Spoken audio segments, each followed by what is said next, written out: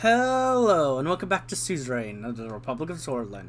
In today's video, well, first, more codex that I'm not going to actually be able to find what it is different. The company raised successfully new investment project. Okay, I think it's just about them successfully doing another investment project. And what else do I have around here that you want to tell me? Well, Erson has also questioned the coherence of Swordland's constitution, listing a possible conflict between Article 6 and 7, and the rights defined in Article 100. The case he filed against Governor Braun rocketed him the nationwide fame. Cool. News. What we got on the news? Gassam thrives. New investments yield success. In a promising turnaround, Gassam is experiencing an unprecedented boom, thanks to successful new investments. The company is expanding operations and hiring a substantial number of employees. Woo! Their synergy bodes well, not only from Gassam's future, but also the Sword's economy and job market. Let's go! The rising star in United Cortana. Vice Secretary Chairman Torkas Iotak's influence within United Cortana is growing steadily, sparking speculation about a potential leadership reshuffle in the distant future. The successful spearheading of the Iotak plan and the transformative changes it has incited are adding weight to these speculations. Notably, Leon Malinyev Travatankyag has held the reins of power since the 1920s, dominating the political landscape for nearly 4 decades. There are growing concerns that while the upcoming chairman election in 1960 might significantly change leadership, it may not genuinely represent the wishes of Southern Cortanan republics. This anticipated controlled transition of power could sow the seeds for future instability and political unrest. Is Iotak potentially set to supersede? I hope so. His name's easier. The global community is on tenterhooks, anticipating the potential far-reaching implications this could have for Cortana and beyond for the next decade. Lachevin. The National Business Council in Lachevin has reported a balanced energy market. Despite regional fluctuations, Lachevin has maintained stable energy prices, which have made a positive impact on local economy. This stability is fostering an encouraging business environment and promoting economic well-being among the populace. Good. And you guys also have increased business, trade, yada yada stuff. Alright, dear. Budget allocation of healthcare. And then over here I have Central Bank Reinforcement Act. The CBR bill has passed. The Central Bank Reinforcement Act, led by Edith Agnock, and the GNA, intends to bolster the strength and stability of Swordland's national currency and bolster the overall economy. The Grand National Assembly advocates for the following measures. Section 1 mandates the accumulation of foreign exchange reserves by buying foreign currencies, especially those of Swordland's main trading partners. The central bank can exert more control over the value of our currency. Section 2 outlines the adoption of prudent fiscal policy by reducing the national debt and limiting budget deficits. The country can present itself as a more stable economic entity, attracting foreign investment and improving our credit rating, which in turn would enable us to borrow at lower interest rates if necessary. Section 3 proposes increased legal and informational support for industries with high export potential, such as emerging electronics sector in Gilsord, wine production in Boren, and pharmaceutical production manufacturing in Lachevin. Increasing export, the demand for our currency on the international market will rise, thus strengthening its value. Let's sign it. I'm feeling so poor. But let's sign it. Let's do it. Economy. Central Bank Reinforcement Act. The Central Bank Reinforcement Act aims to enhance the stability of Swordland's national currency and bolster the overall economy. Key measures include the accumulation of foreign exchange reserves for greater currency control, adoption of prudent fiscal policy to decrease national debt, and targeted support for high export potential industries to increase international currency demand. This legislation offers a strategic approach to improving economic stability and reinforcing our national currency. Sword has implemented robust physical protection measures aimed at safeguarding the national economy against potential shocks and ensuring its long-term sustainability and growth. Central Bank Act, a stronghold for Swordland. In signing the Central Bank Reinforcement Act, President Anton Rain has bolstered Swordland's physical future. The act aimed at enhancing the stability of our national currency, underlines the importance of prudent fiscal practices by reducing the national debt and maintaining foreign exchange reserves. We are fortifying our economic foundation. The strategic move upholds our sovereignty, securing Swordland's economic interests against foreign manipulation. Op-ed, a misguided attempt at control. From the desk of Ventry City Free Trade Committee comes this warning. The signing of the Central Bank Reinforcement Act is a blow to free market principles. In the committee's view, the new law focuses on accumulating foreign exchange reserves and bolstering domestic industries may limit the flexibility and dynamic of Swordland's economy. The act could discourage foreign investment and stifle competition, two vital ingredients for a vibrant market economy. At a time when the global economy requires adaptability and openness, this legislation seems to pull Swordland in the opposite direction. Article paid by Ventry City Free Trade Committee. Sure, that's totally not a single company disliking my decisions, but I think it'll help. I think at the moment we need to try some stuff because we need our growth back up. I was having my afternoon tea in the State House office in Deer, and going through newspaper. One of the headlines piqued my interest. It read, "Polio Crisis in Welland." Before I could start reading, I heard a couple of knocks. Pascal entered, followed by Lucien. "Mr. President, it's time for the scheduled healthcare meeting." "Good afternoon." "Please take your seats." They have taken their seats, and Pascal produced documents from his suitcase. He put them on the table. Pascal looked at the newspaper I was reading. "Very troubling news from Welland, Mr. President. I've just returned from a meeting with our top scientists on the matter of polio. It seems to be spreading." "Indeed, this might have dire consequences in the region," he nodded. "What I was told by our researchers was that with the current infection rate, there will soon be millions of people affected by polio. So we have notified all of our healthcare staff, especially the ones closer to the Welland border. Unfortunately, these are also the more rural areas where we lack equipment and staff. We need to be ready for any possibility." I doubt is that serious yet. Regardless, back to the topic, Mr. Binnywell." Pascal puts on his reading glasses and went through the documents. He didn't say anything for a whole minute. "Mr. Binnywell?" Yes, of course. Let's start." He put the papers down, cleared his throat, and looked at me. "In general, I am very content with the budget decision that was made. This comes as no surprise, as I know you are a man of your word. The overall mood has been positive as the administration focuses more on healthcare. I'm excited about what we can achieve with the allocated budget." "Do you have any specific areas of focus in mind?" "I'm personally invested to solve the horrible infant and maternal death rates, along with your request.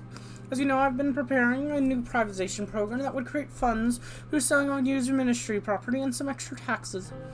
It might not go against our strategy to promote a market economy, but I'm personally against privatization of government services. Such vital services must be under state control. Aside from creating additional funds, there's a long-term problem with privatization in a country like Swordland." "What are those problems?" "People are already lacking proper health care, even though it is free. What happens when you privatize? Prices increase as state hospitals close due to sales." "We will prevent the worst-case scenarios. There needs to be healthy structure improvements in this sector." "This is not Arcacia nor Lesbia. You are talking about Swordland, in which the healthcare is free for now. We have people who have their lives depending on a service that is free to them. Messing with that structure will definitely hurt us politically in the future. That I know for sure. The choice is yours, Mr. President." "We will promote privatization and allow the private sector to invest and buy government health properties." I mean, we've already been doing it. We're not stopping now. Like, it's too late. We're keeping go rolling. We're not just stopping in the middle of all this. "Excellent. We can turn that extra money to something useful. I shall let my partners know." "I don't think this was the right choice. Now, let's get to the big question of how we will spend the extra funds dedicated to the Ministry of Health. I urge you to consider these proposals. We could build new hospitals where necessary, divert funds to increase the salaries of our health workers, or invest in enhancing the existing treatment of facilities in rural areas. Each of these options presents a unique path towards improving healthcare access and quality in Swordland. Building new hospitals sounds interesting, would also boost our popularity. While the construction of new hospitals is an appealing ideal, I personally don't see it as a primary concern. In my view, the pressing issue lies in the quality and accessibility of healthcare in remote areas, but certainly adding new healthcare facilities would be a positive step, particularly in underserved regions. Constructing new hospitals would score significant political points. It is a visible, tangible improvement that we can present as our achievement. Increasing salaries should have a good effect for doctors, nurses, other staff who work so hard for our citizens. There's merit in the proposal to increase salaries for all healthcare staff with an extra emphasis on rural areas. This approach could incentivize doctors and nurses to work in these regions where their services are desperately needed.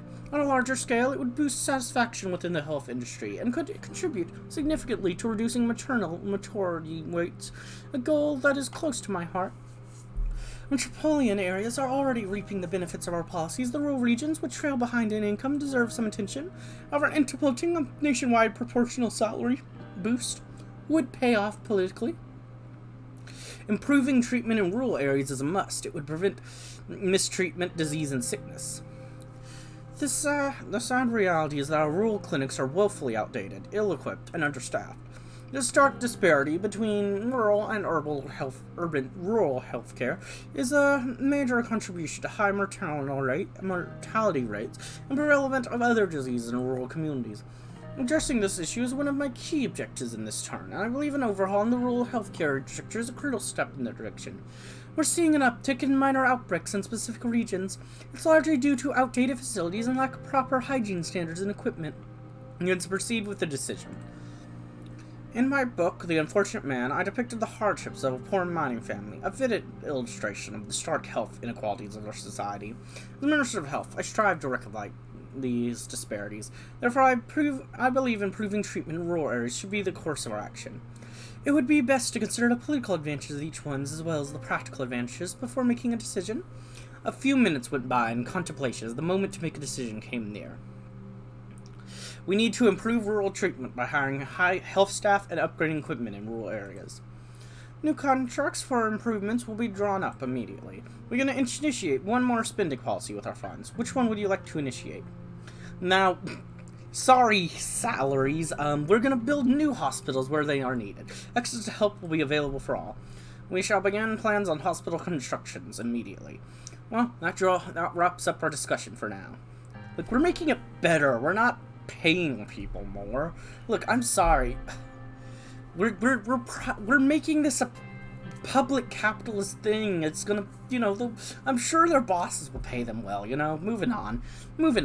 Very well. Fruitful meetings, nevertheless. Nice and short. Thank you for the meeting. Pascal gathered his documents and left along with Lucien. I'm sure we did the perfect step. Health privatization. To address the healthcare challenges and improve services, the government has proposed a health privatization plan. This plan enables private investors to build or acquire hospitals, thereby expanding healthcare infrastructure and increasing the availability of medical services. The aim is to attract private investments and enhance the overall quality and accessibility of healthcare in Sordland. Traditional education. The government of Sordland has a traditional education system, which has been characterized by the promotion of nationalistic identity and limited intellectual freedom. Failed education reform. The implementation of half-baked measures by the Ministry of Education has failed, causing a disruption in the education system due to lack of funds.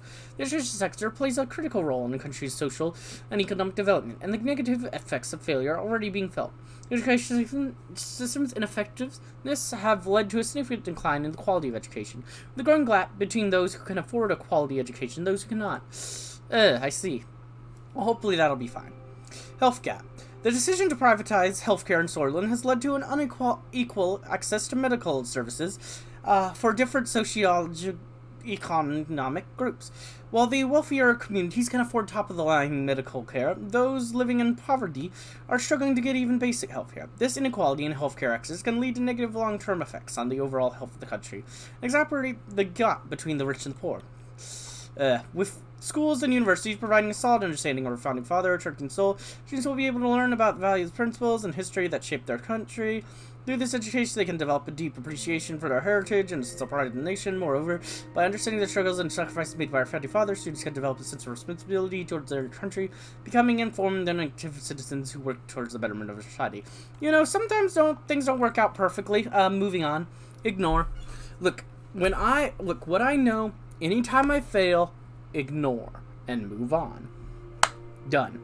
New hospitals have been established across Sordland, providing greater accessibility to health services for people in remote areas. This has helped in decreasing the mortality rate and improving the health conditions of people in those areas. Furthermore, these hospitals are equipped with modern medical equipment and experienced healthcare professionals, providing quality medical care to patients in need. Quality rural health services. The quality of healthcare services in rural areas of Swordland has improved significantly, thanks to the recent government initiatives. Many medical facilities have been built, equipped with modern medical equipment, and staffed with qualified healthcare professionals. As a result, people living in remote areas have greater access to medical care, reducing the need for long journeys to urban areas for medical treatment. The improvement in healthcare services is expected to have a positive impact on the overall health of rural communities, leading to a decrease in mortality rates and an increase in life expectancy. See, sometimes you fail and some things succeed in others. You gotta balance. Government's iron grip on health ends. The administration has decided privatization will be allowed in the health system. We've seen what state-run healthcare has to offer. Long wait times, outdated equipment, doctors who care more about stamping their time cards than serving patients. Analysis at the economics having run the numbers. We've got nothing to lose by allowing the reasonable privatization, by allowing the companies to take the reins and everything to gain. More competition, better services, and greater incentive for medical innovation. The state can't fill the gaps of systems, that therefore the market should aid in these efforts. President Rain is walking the path of reason on this matter. Real threat to public health care. Reports are coming in that the Rain administration has decided on privatizing the Swordish health system. If this happens, it would be one of the biggest mistakes of Rain's presidency. Thousands of Swordland's rural citizens already lack access to affordable health care. With clinics and hospitals in the hands of greedy corporations, this gap would enlarge even further. We must first reform the system we have, rather than promise better care to the rich. The drastic privatization efforts, while systematic issues exist in the system, would only allow the poor to suffer more under capitalist interests. We gotta, we're balancing, we're doing the best we can, okay? Thousands protest the new governor of Hedgeland.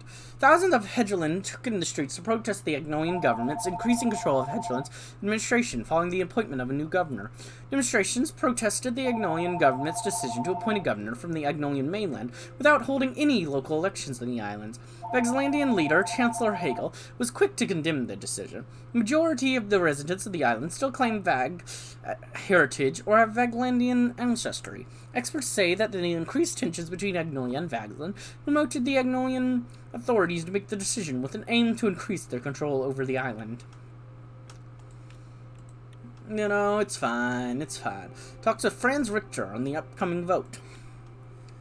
The preparation for the new constitution was nearly complete. Soon we were going to propose it to the Grand National Assembly, a huge step for our administration, but we desperately needed more support. That's why I had invited Franz Richter for a chat about the upcoming vote. He and his party held the key to our success. We met in the presidential office at the end of the day. He arrived in his signature navy blue suit and handed me a box of famous Arcasian chocolates before settling down on the couch. It's good to have you here, Mr. Richter. Likewise. It's nice to finally have some time to talk. He took a folder from his briefcase, flipped it open. I could see the scribbles he'd made in the margins of my draft proposal. I have to say, I am surprised by this proposal you prepared for the new constitution. I really don't understand the reason behind some of the changes. I thought we were on the same page. Don't get me wrong, I like your draft, as I already stated. I'm just shocked you listened to our demands, increasing the electoral threshold and the term limits. That's more than we hoped for. I see. You're surprised by the proposal. Not because you dislike it, but because you love it. How does the USP feel about that, Mr. President? Is this political suicide, or did you actually manage to get your party behind the change?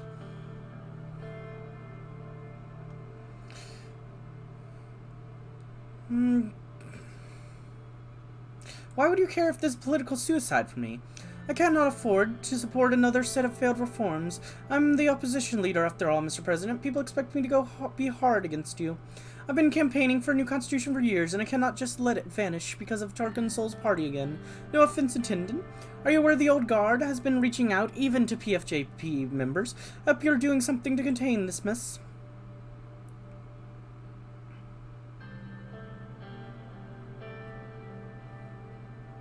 You're saying the PFJP can be bought? What? No, I'm saying that circumstances might have stacked against you without your knowledge. That's it.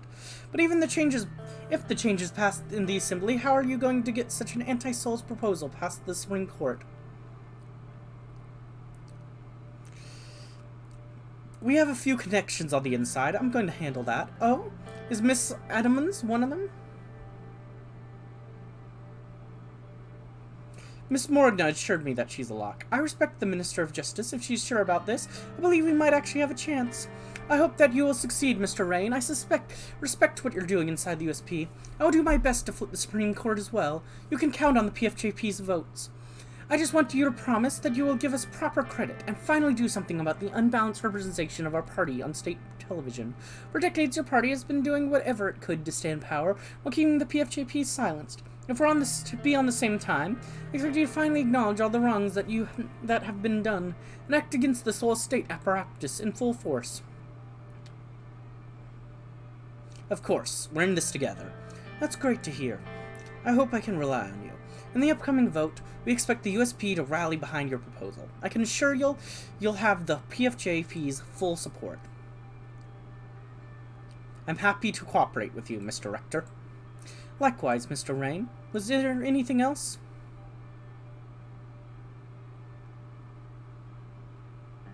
Before you lead, I'd like to address a few things I've heard about you. There are so many things said about me. What can I keep track of them anymore? What exactly do you mean?